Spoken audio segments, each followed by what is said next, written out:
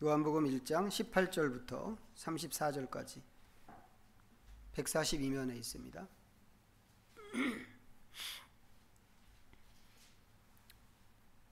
찾으셨으면 함께 읽습니다. 요한복음 1장 18절부터 34절까지. 본래 하나님을 본 사람이 없으되 아버지 품속에 있는 독생하신 하나님이 나타내셨느니라. 유대인들이 예루살렘에서 제사장들과 레위인들을 요한에게 보내어 내가 누구냐 물을 때에 요한의 증언이 이러하니라. 요한이 드러내어 말하고 숨기지 아니하니 드러내어 하는 말이 나는 그리스도가 아니라 한데 또 묻되 그러면 누구냐 내가 엘리야냐 이르되 나는 아니라. 또 묻되 내가 그 선지자냐 대답하되 아니라. 또 말하되 누구냐 우리를 보낸 이들에게 대답하게 하라. 너는 내게 대하여 무엇이라 하느냐. 이르되 나는 선지자 이사야의 말과 같이 주의 길을 곧게 하라고 광야에서 외치는 자의 소리로라 하니라. 그들은 바리새인들이 보낸 자라. 또 물어 이르되 내가 만일 그리스도도 아니요 엘리야도 아니요 그 선지자도 아닐진데 어찌하여 세례를 베푸느냐. 요한이 대답하되 나는 물로 세례를 베풀거니와 너희 가운데 너희가 알지 못하는 한 사람이 섰으니 곧 내 뒤에 오시는 그이라. 나는 그의 신발끈을 풀기도 감당하지 못하겠노라 하더라. 이 일은 요한이 세례 베풀던 곳 요단강 건너편 베다니에서 일어난 일이니라. 이튿날 요한이 예수께서 자기에게 나아오심을 보고 이르되 보라 세상 죄를 지고 가는 하나님의 어린 양이로다. 내가 전에 말하기를 내 뒤에 오는 사람이 있는데 나보다 앞선 것은 그가 나보다 먼저 계심이라 한 것이 이 사람을 가리킴이라. 나도 그를 알지 못하였으나 내가 와서 물로 세례 베푸는 것은 그를 이스라엘에 나타내려 함이라 하니라. 요한이 또 증언하여 이르되 내가 보매 성령이 비둘기같이 하늘로부터 내려와서 그의 위에 머물렀더라. 나도 그를 알지 못하였으나 나를 보내어 물로 세례를 베풀라 하신 그이가 나에게 말씀하시되 성령이 내려서 누구 위에든지 머무는 것을 보거든 그가 곧 성령으로 세례를 베푸는 이인 줄을 알라 하셨기에 내가 보고 그가 하나님의 아들이심을 증언하였노라 하니라. 아멘. 예, 주연절과 관련된 말씀입니다. 전에도 소개한 적이 있는데 초대교회부터 좀 지켜오던 우리 그리스도교의 명절 중에 주현절이라고 하는 게 있습니다. 우리 달력으로는 1월 6일인데 성탄절과 함께 이 주연절은 날짜가 딱 정해져 있는 그런 날입니다. 성탄절은 12월 25일, 주연절은 1월 6일 이렇게 됐는데 그러다 보니까 이제 이 성탄절과 주연절은 거의가 평일이죠. 주일인 경우에도 종종 있지만 거의가 평일입니다. 우리가 주연절을 기념하는 문화권에 사는 것도 아니고 또 이제 특히 우리나라 개신교 전통이 이 주연절을 따로 기억하고 지키는 게 아니기 때문에 이 구원의 절기에서는 이제 주연절이 지나고 이제 첫 번째 주일 날 이제 이 복음서 오늘 읽은 이 복음서를 이제 읽습니다. 지금도 이제 가끔 성탄절 가지고 시비하거나 아니면 이제 우리를 비난하는 사람들이 있습니다. 12월 25일이 예수님이 진짜 태어나신 날도 아닌데 그게 원래는 태양신을 섬기던 날이었는데 너네가 그런 날을 이렇게 성탄절로 지키는 것이 옳으냐 이제 이런 식으로 기독교를 좀 비판하고 시비하는 사람이 있습니다. 예전에도 말씀을 드렸는데 처음에 있던 교회는 성탄절 같은 거 생각하지 못했습니다. 그러니까 예수님이 언제 태어나셨는지도 모르는 일이었고 또 이게 그렇게 썩 중요하다고 생각하지도 않았던 것 같아요. 처음 성도들에게 진짜 중요하게 여겼던 것은 부활절이었죠. 예수님의 부활로 우리의 모든 문제가 해결되는 것이었기 때문에 부활절을 가장 중요하게 생각했고 그 다음에 또 초대교회가 중요하게 생각했던 게 주현절이었습니다. 지금 우리가 알고 있는 성탄절과 관련된 모든 것들, 이제 대림절도 있고 성탄절 이전에 대림절도 있고 이제 성탄절이 있고 이제 이런데 이 모든 것들은 전부 주현절 안에 포함되어 있는 내용이었습니다. 그러다가 각각의 이 날들이 의미가 굉장히 크다고 하는 것을 이제 초대교회 우리 선배들이 알았고, 그 날마다 주시는 하나님의 은혜가 좀 독특하다고 하는 것을 이제 교회가 깨달으면서 이 날들을 좀 세분화했죠. 세분화하고, 그래서 이제 대림절을 지키게 됐고, 또 성탄절을 따로 기억하고 이제 기념하게 됐습니다. 이제 그런데 이제 그런 날들이 분화되지 않았을 때도 주연절이 있었다고 하는 것입니다. 그리고 그 주연절을 교회가 굉장히 중요하게 취급했다고 하는 겁니다.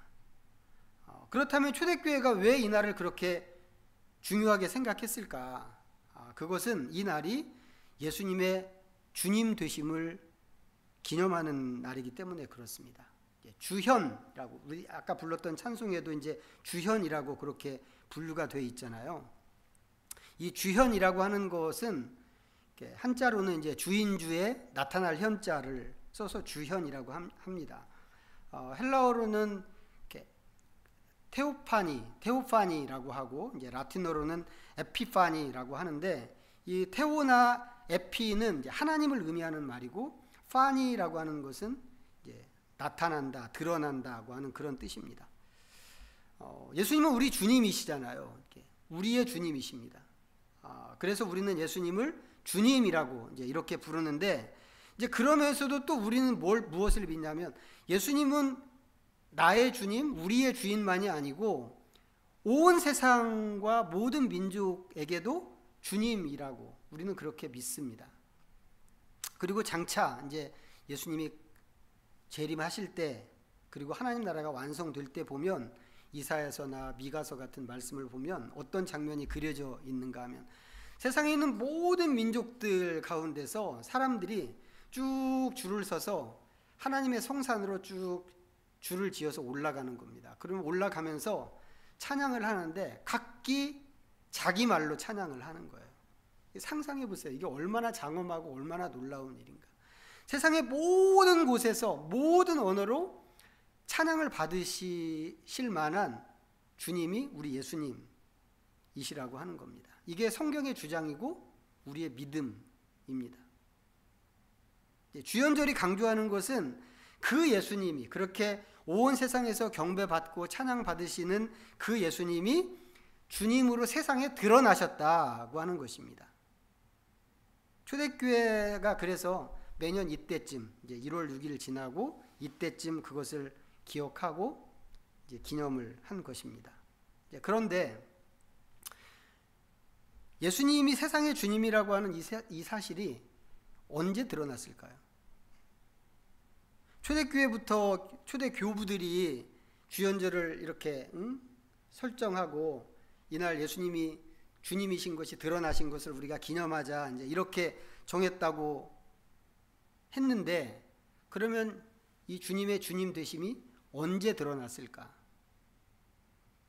자, 마가복음 6장 한번 보겠습니다. 여기 표시를 해 놓으시고, 요한복음에 마가복음 6장 61면입니다. 1절부터 3절까지 함께 읽어보겠습니다. 시작. 예수께서 거기를 떠나사 고향으로 가시니 제자들도 따르니라. 안식일이 되어 회당에서 가르치시니 많은 사람이 듣고 놀라 이르되, 이 사람이 어디서 이런 것을 얻었느냐? 이 사람이 받은 지혜와 그 손으로 이루어지는 이런 권능이 어찌 됨이냐? 이 사람이 마리아의 아들 목수가 아니냐? 야고보와 요셉과 유다와 시몬의 형제가 아니냐? 그 누이들이 우리와 함께 여기 있지 아니하냐 하고 예수를 배척한지라. 예수님께서 이제 사역 중에 고향에 들어가셨을 때 배척을 받으시는 이제 그런 이야기입니다. 이 이야기는 이제 마태복음에도 나오고 누가복음에도 나오는데, 이제 물론 이제 시간적인 순서를 따른 것은 아니겠지만, 이제 이 복음서의 그 기록들을 보면 예수님께서는 이미 앞에서 많은 일들을 하셨습니다. 가르치시기도 하셨고, 뭐 귀신을 쫓아내 주시기도 하셨고, 병을 고치시기도 하셨고, 심지어는 폭풍을 잠잠하게도 하셨습니다. 이제 그러면서 예수님의 소문이 이제 쭉 돌았겠죠. 물론 이 소문이 뭐 전부 좋은 소문은 아니었습니다. 이제 마가복음에 의하면 예수님이 미쳐서 돌아다닌다, 이제 그런 소문도 있었고, 집안 식구들과 친척들이 그런 예수님을 잡으러 가기도 하고 뭐 이제 그랬는데, 그래도 이제 꽤 많은 사람들이 전국 각지에서 예수님의 소문을 듣고 심지어는 그 팔레스타인 바깥에 있는 이방인 도시에서까지도 수많은 사람들이 예수님을 찾아왔습니다. 그런 와중에 예수님께서 고향을 방문하신 겁니다. 그런데 마을 사람들이 깜짝 놀라는 거죠. 이 사람들이 왜 놀랄까요? 여기에 보니까 이 사람이 어디서 이런 것을 얻었느냐? 이 사람이 받은 지혜와 그 손으로 이루어지는 이런 권능이 어찌 됨이냐? 마을 사람들이 이걸 보고 놀라는 거죠. 예수님의 권능과 예수님의 지혜 때문에 놀라는 겁니다. 우리가 생각할 때는 이게 놀랄 일이 전혀 아닙니다. 왜요? 예수님 주님이시니까. 예수님께서는 어디를 가든지 이 정도의 권능은 행하시고 또 늘 지혜로운 말씀으로 사람들을 가르치셨습니다. 예수님은 메시아시기 때문에 그런 것이고, 예수님은 하나님의 아들이시기 때문에 여기서 얘기하는 이런 거, 뭐 권능, 지혜 이런 거 가지고 사실은 놀랄 필요가 없습니다. 이거보다 더한 것도 얼마든지 예수님께서는 하실 수 있단 말이죠. 그런데 마을 사람들이 놀랐습니다. 왜 놀랐는가 보니까 이 사람이 마리아의 아들 목수가 아니냐라고 그러면서 놀라는 겁니다. 지금 보고 있는 이 예수님의 모습과 행동이 이 사람들한테는 자기들이 알던 그 인물이 아니라는 것이죠. 무슨 얘기냐면, 예수님께서는 지금까지 나사렛에 살 때까지는 한 번도 이런 걸 보여주신 적이 없으셨다는 얘기입니다.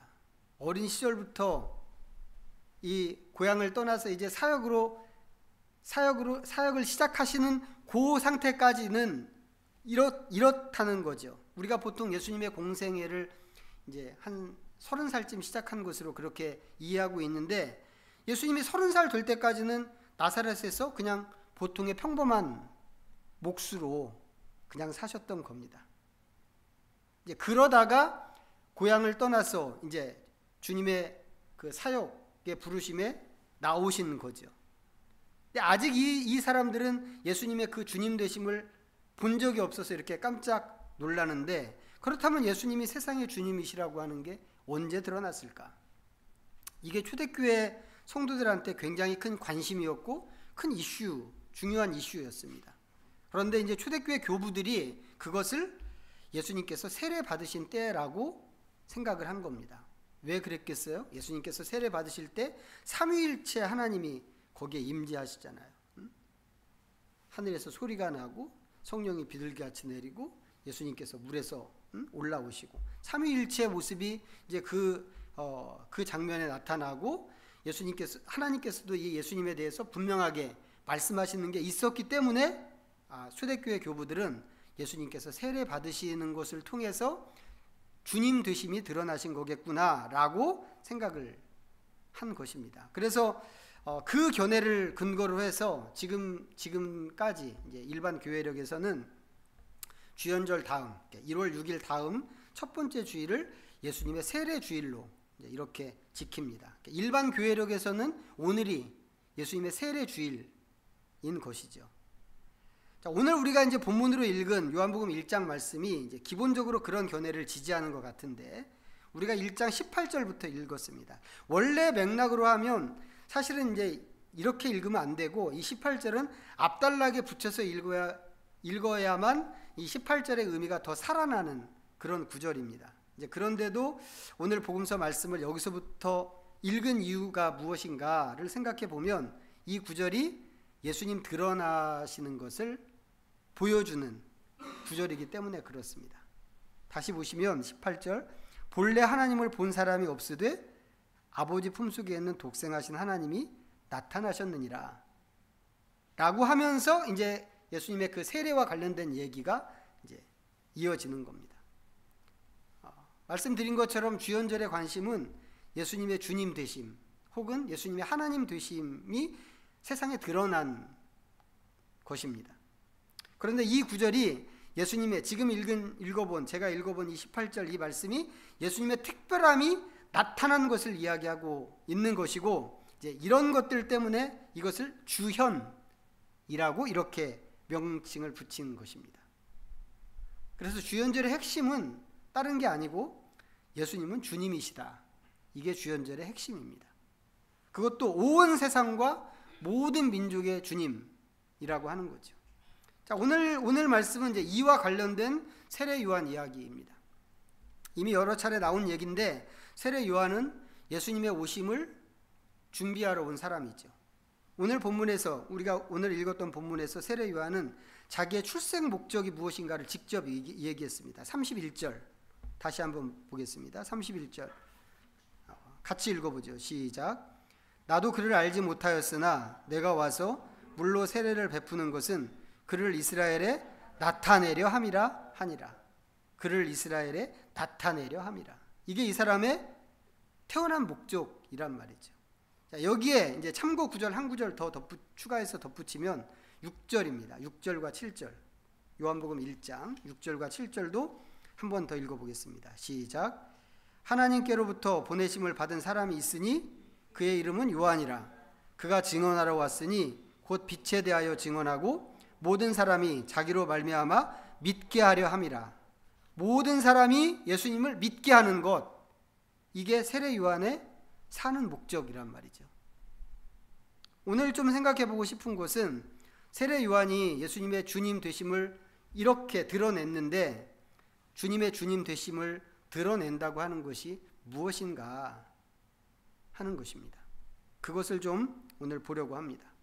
세례 요한이 사역을 시작했을 때 사람들이 몰려 나왔어요. 세례 요한에게 정말 엄청나게 많은 사람들이 몰려 나왔습니다. 남녀노소 할 것 없이 전국 각지에서 몰려와서 세례 요한에게 세례를 받았습니다. 세례 요한이 이렇게 뭐 온순하거나 이렇게 말을 뭐 그렇게 부드럽게 하는 사람이 아니잖아요. 독사의 자식들아 이렇게 이야기하는 사람이란 말이죠. 그런 세례 요한인데도 사람들이 다 나와서 뭐 군인이든지 세리든지 창기든지 사람들이 나와가지고는 그 욕을 다 듣고 그럼 어떻게 해야 됩니까? 라고 묻기도 하고 하면서 세례를 받았는데 그때 사람들이 생각한 게 뭐냐면 이 요한이 메시아일지도 모른다 라고 생각을 했습니다. 오늘 본문에서도 이제 그런 사람들이 등장하는데 오늘 본문에 등장하는 사람들은 유대인들이 보낸 제사장과 레위인들이라고 그럽니다. 이 사람들이 요한에게 나와서 5번의 질문을 합니다. 이 5번이라는 게 이제 유대인들한테는 또 중요한 숫자거든요. 이렇게 5이라고 하면 이 사람들은 모세 오경을 생각합니다. 모세가 유대인들한테는 최고로 중요한 선지자였거든요. 그래서 이 5라고 하면 우선 모세 오경을 먼저 생각하게 하는데 성경에서도 이제 이런 이 숫자를 상징적으로 좀 사용하는 대목들이 있습니다. 예를 들면 마태복음, 긴 책인데 마태복음을 이렇게 어떻게 마태복음이 쓰여졌나 분석을 해보면 5개의 예수님께서 가르치신 교훈 단락으로 아주 굵직굵직한 교훈 단락으로 이렇게 되어 있습니다. 그런데 그 교훈 단락이 5개로 되어 있다는 거예요. 이제 그런 게 있고 오늘 말씀에서는 메시아를 염두에 둔 5번의 질문을 이제 여기 나온 사람들이 세례 요한에게 하는 겁니다. 이 5라고 하면 이 유대인들이 모세 오경을 먼저 생각하고 그 중심에 있는 모세를 생각하는 사람들이기 때문에 이제 복음서 기자들이 그걸 염두에 두고 이 유대인들의 그런 습관과 관행을 염두에 두고 의도적으로 글을 이제 이런 식으로 썼다고 하는 것이죠. 이렇게 하는 이유는 무엇이냐면 이 예수님을 복음서는 어쨌거나 예수님을 증거하는 책인데 예수님을 그 이스라엘이 중하게 생각하는 모세와 같은 인물로 제2의 모세로 보여주기 위해서 이런 구조로 이런 질문으로 이 복음서 글을 써나갔다고 하는 것입니다. 이와 비슷한 얘기를 지난번에도 한번 했습니다. 예수님께서 어린 아기 예수님께서 애굽으로 피난 가실 때 이 얘기 비슷한 얘기가 있었는데 애굽으로 가신 것을 내 아들을 애굽으로부터 불렀다고 하는 그 말씀을 이루기 위해서 그렇게 애굽으로 가신 거라고 성경에 그렇게 되어 있었는데 아들을 애굽에서 첫 번째로 부른 것은 모세를 통해서 부른 거죠. 모세를 통해서 이스라엘이 출애굽한 것을 이야기하는 것이었습니다. 예수님께서는 두 번째 모세로 오셔서 애굽으로 피난을 갔다가 그 피난을 다 끝내고 자유의 몸으로 애굽에서 나오시는 것입니다. 그게 내 아들을 애굽으로부터 불렀다고 하는 말씀을 이루는 그런 일이었다고 하는 것이죠. 오늘 말씀에서 사람들이 5차례 질문을 한 것도 약간 그런 뉘앙스가 있다고 하는 것, 이것을 좀 참고로 알아두시면 좋겠습니다. 자, 이제 5개의 그 질문 우리가 볼 건데, 첫 번째 질문이 너는 누구냐 이겁니다. 너는 누구냐. 요한에게 세례 받으러 나오는 사람들 대부분이 요한을 메시아, 그리스도로 생각한다고 그랬단 말이죠. 이 사람들이 묻는 것도 마찬가지인데, 내가 그리스도냐? 라고 하는 그런 의미로 네가 누구냐? 라고 하는 것입니다. 요한이 분명히 대답했죠. 나는 그리스도가 아니라. 이 사람들의 이 첫 번째 질문의 의도가 무엇인지가 요한의 이 대답에 들어있는 거죠. 네가 누구냐? 라고 했으면 내가 누군지 얘기하면 되는 거잖아요. 그런데 그렇게 얘기하지 않고 나는 그리스도가 아니다, 이렇게 대답을 했어요. 왜 그랬겠어요? 이 사람들이 묻는 그 네가 누구냐가 네가 그리스도냐? 이 뜻이었기 때문에 이렇게 대답을 한 거라는 거죠. 자, 그러자 두 번째 질문이 들어오는데 네가 엘리야냐? 라고 그랬습니다. 그러자 이번에도 요한이 아니라고 그랬습니다. 사실 세례 요한은 엘리야입니다. 말라기 3장과 말라기 4장에서 메시아에 앞서서 엘리야가 온다고 하는 그런 예언이 말라기에 그렇게 2번 나오는데, 그 엘리야가 세례 요한이라고 하는 것을 예수님께서 제자들에게 말씀해 주셨거든요. 그리고 세례 요한이 또 행색을 보면 엘리야하고 비슷한 게 있었습니다. 털옷을 입고, 낙타 털옷이죠. 털옷을 입고 허리에 가죽띠를 띠고 메뚜기와 석청을 음식으로 해서 광야에서 살았다고 하는 것들이 이제 그런 모습입니다. 그런데 여기 오늘 말씀에서는 이 엘리야로 온 세례 요한이 자기는 엘리야가 아니라고 이렇게 이야기했습니다. 왜 그랬을까? 이것은 그 당시 유대인들이 엘리야가 오는 것을 오해하고 있었기 때문에 그렇습니다. 어떻게 오해했을까요? 엘리야는 죽지 않은 사람이잖아요. 에녹과 함께, 에녹, 엘리야 두 사람은 죽지 않고 하나님의 부르심을 받은 사람인데, 엘리야는 이렇게 불말을 타고 이렇게 승천을 한 것으로 성경에, 이제 구약 성경에 기록을 했는데, 사람들은 이 죽지 않고 승천한 엘리야이기 때문에 이 메시아에 앞서서 올 때도 그런 모습으로 재림할 거라고 사람들은 그렇게 생각을 한 거예요. 근데 세례 요한은 그렇게 오지 않았잖아요. 그래서 예수님 말씀처럼 세례 요한이 엘리야로 왔음에도 불구하고 사람들은 그걸 모르고 임의로 대우했다고 하는 게 이 엘리야와 관계된 사람들과 세례 요한의 관계가 되었습니다. 자, 이게 두 번째 질문이고, 자, 세 번째 질문은 네가 그 선지자냐? 이제 이렇게 질문을 했습니다. 그 선지자라고 하는 표현인데, 이 선지자는 신명기 18장에서 이야기하는 선지자입니다. 하나님께서 신명기 18장에서 모세에게 말씀하실 때 이스라엘을 위해서 선지자를 보내시겠다고 그렇게 말씀을 하시는데, 그때 뭐라고 하셨는가 하면 너 같은 선지자를 보내겠다고 이렇게 말씀을 하셨습니다. 기본적으로 모세와 같은 선지자는 이제 모세 이후에 또 다른 선지자가 필요하잖아요. 하나님께서 하나님의 말씀을 선지자를 통해서 보내시는데, 모세 이후에 보냄을 받는 보통의 선지자를 이야기하는 겁니다. 너 같은 선지자, 하나님의 말씀을 전하는 선지자, 그런 의미가 이 안에 있습니다.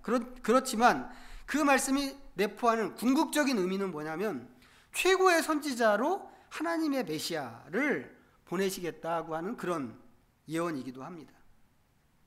모세가 아주 특별한 사람이었거든요. 얼마나 특별했나요? 하나님의 영광을 보겠다고 한 사람이고, 하나님과 대면해서 대화했던 그런 사람이고, 이 이스라엘의 역사에서 정말 모세 같은 사람이 없을 만한 그런 사람이었는데, 그 정도로 완벽한 선지자로서 하나님의 보내시는 그리스도를 이렇게 보내시겠다고 하는 게 이 신명기 18장에서 말씀하신 그 예언이었습니다. 오늘 말씀에서 이 사람들이 그걸 생각하는 거죠. 모세를 통해서 말씀하셨던 그 선지자, 너 같은 선지자를 내가 보내겠어 라고 하셨는데, 그때 하나님이 말씀하신 그 선지자가 너냐? 라고 하는 질문을 이 요한에게 하는 겁니다. 이 말 속에도, 이 질문 속에도 네가 그리스도냐? 이런 뜻이 있는 거죠. 당연히 세례 요한은 아니라고 대답했습니다. 자, 이 질문한 사람들과 이 사람들을 보낸 사람들이 관심을 갖는 것이 이게 그리스도인가 이거라고 그랬습니다. 그게 궁금해서 사람들을 보냈고, 그게 궁금해서 지금 묻는 거거든요. 그리고 3번이나 묻고 이게 그리스도가 아니라고 하는 것을 확인을 했습니다. 자, 그러면 이제 다 된 거 아닌가 싶단 말이죠. 물러가야 될 것 같은데 이 사람들이 안 가고 또 묻습니다. 그러면 너는 도대체 누구냐? 오늘 말씀에 의하면 너는 너 자신을 누구라고 하느냐라고 그랬습니다. 4번째 질문인데, 이 질문에 요한이 답을 이렇게 합니다. 23절 보시죠. 23절 읽어보겠습니다. 시작. 이르되 나는 선지자 이사야의 말과 같이 주의 길을 곧게 하라고 광야에서 외치는 자의 소리로라 하니라. 나는 주님의 길을 곧게 하라고 광야에서 외치는 자의 소리다 라고 요한이 대답을 했습니다. 이제 요한이 이게 이사야 선지자의 말이라고 이제 앞에서 언급을 했는데, 이제 이 말씀은 이 얘기처럼 이사야서에 나오는 말씀입니다. 이사야서 40장에 있는 말씀인데, 중요한 것은 뭐냐면 요한이 자기를 가리켜서 소리라고 했다고 하는 것입니다. 이제 은유지요. 은유인데 이 은유는 왕이 행차할 때 앞장서서 왕의 행차를 알리는 사람이 내는 소리를 생각하게 합니다. 상감마마 납시오 라든지 길을 비켜라 라고 하는 그런 소리인 거죠. 자, 그런데 우리가 생각해 볼 것은 뭐냐면, 소리라고 하는 것은 그냥 소리죠.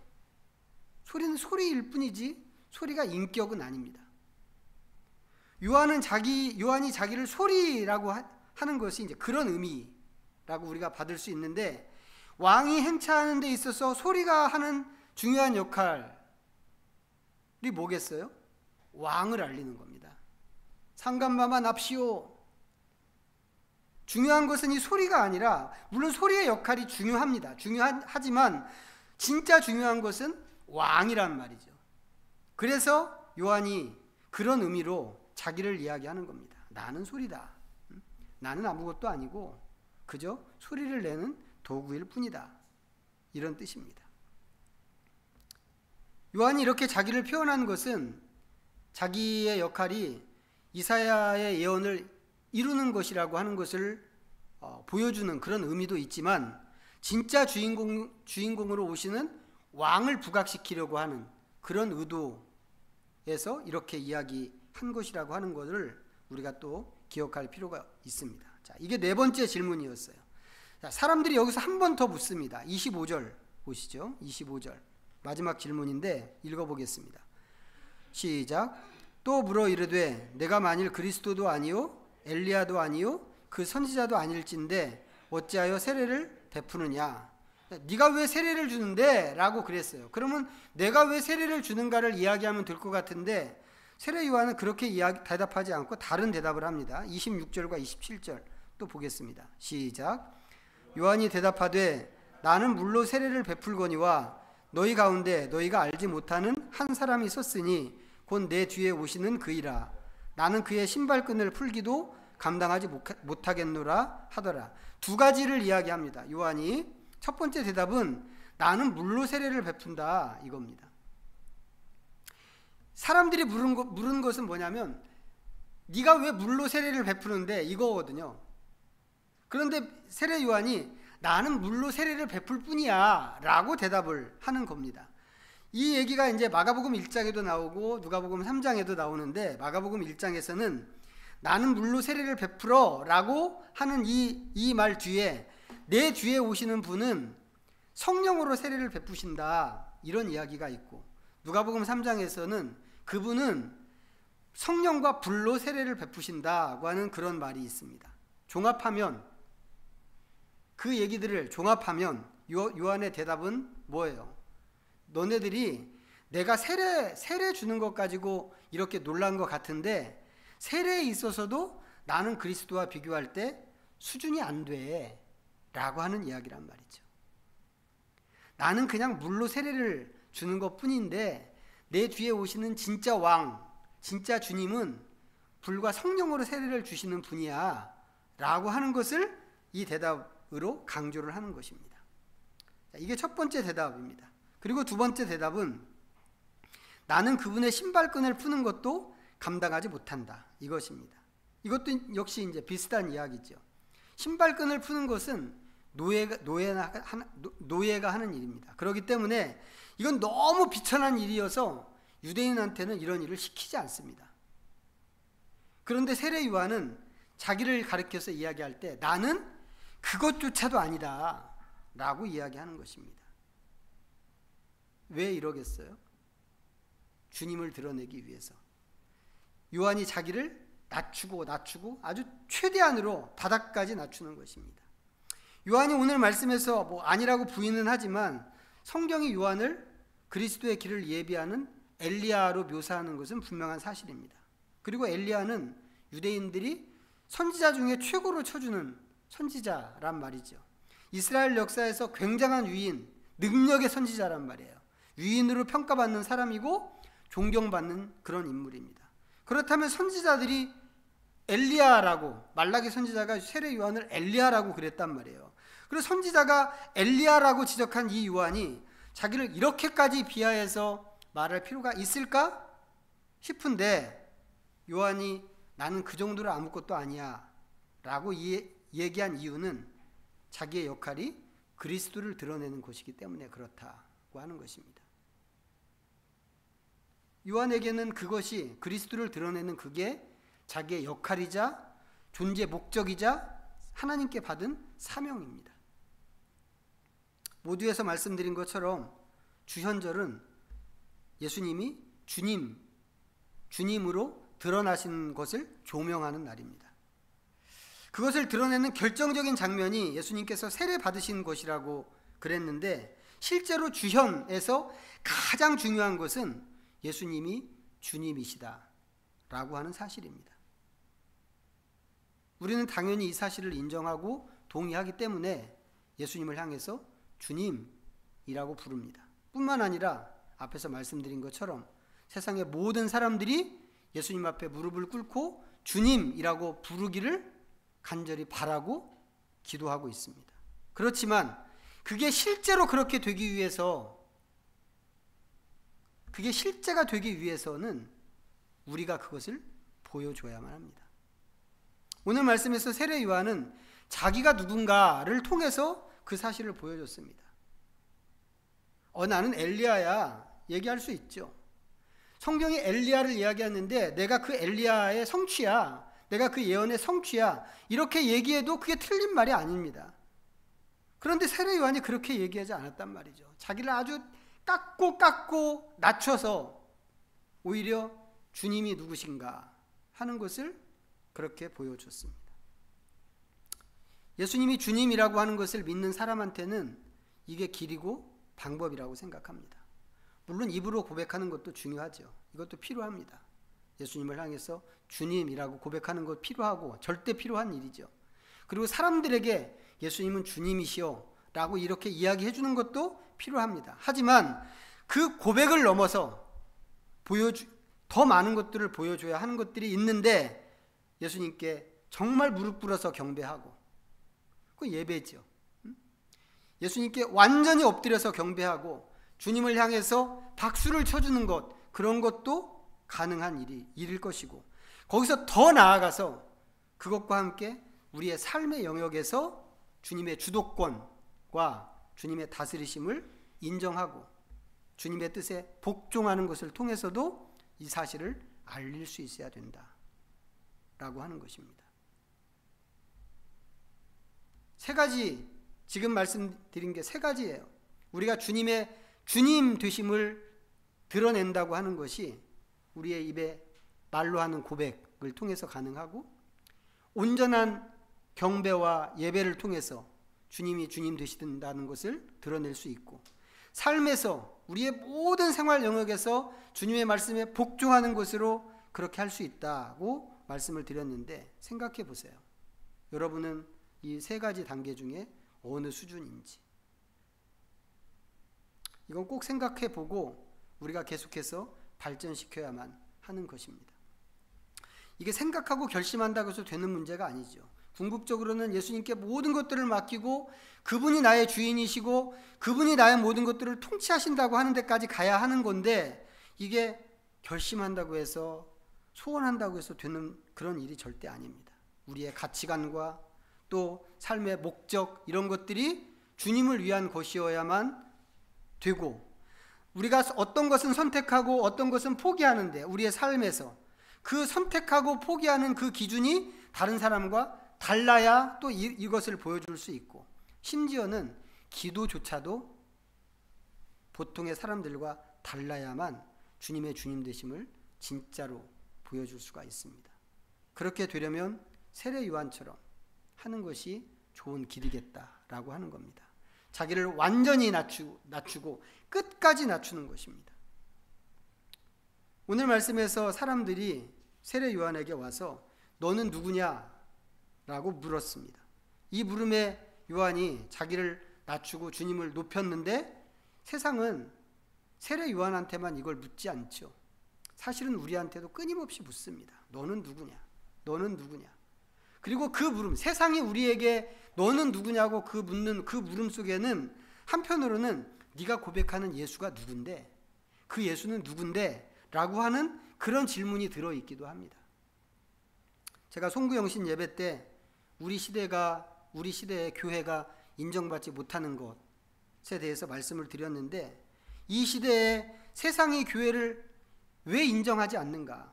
왜 세상은 교회를 그렇게 비판하고, 왜 교회를 비난하고 돌을 던지고 없어져야 하는 것이라고 마치 암적인 존재처럼 왜 세상은 교회를 향해서 그렇게 하는가? 그 이유 중에 하나를 댄다면 기독교인들을 통해서 예수님의 주님 되심이 드러나지 않았기 때문에 그럴 것입니다. 못 보는 거죠. 사람들이. 듣기는 들을 수 있을 것 같아요. 우리가 말하는 예수님은 주님이셔 라고 하는 말을 귀로는 들을 수 있을 것 같은데, 실제로 우리의 삶을 통해서는 사람들이 정말 예수님이 주님이신지 그것을 볼 수 없는 거죠.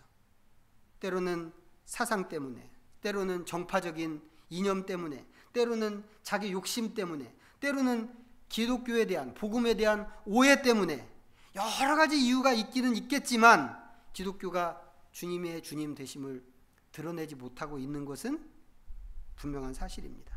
그런 점에서 오늘 세례 요한이 보여주는 이 모습이 우리한테 큰 도전이 되었으면 좋겠습니다. 그래서 우리 모두가 이 말씀에서 깨달음을 얻고 정말 새로운 길로 나가서 나만 예수님을 주님으로 인정하는 것이 아니라 세상에 있는 모든 사람들이 나를 보면서 예수님의 그 높으심과 영광스러움을 볼 수 있도록 그렇게 하는 우리의 믿음의 식구들이, 우리의 삶이 다 되었으면 좋겠습니다. 기도하겠습니다. 우리 잠시 말씀을 좀 생각하면서 하나님 앞에 묵상하며 나가겠습니다.